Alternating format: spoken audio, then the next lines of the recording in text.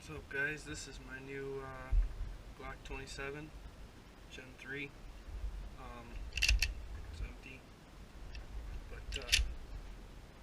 this is going to be my range video, my first 100 rounds I put through it. I was just basically testing out what I liked better, if I like the pinky extension or if I like the grip with just a normal base plate on it. I did a little bit of slow-mo.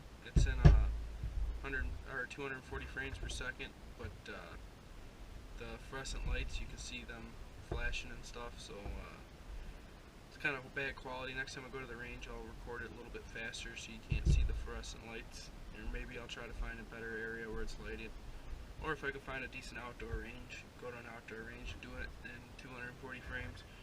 But this is just my first 100 rounds through this Glock 27. Just trying to test out different grips with the different magazines that I had, with a different base plate and the grip extension. So I was just testing that out. Let's get to the shooting.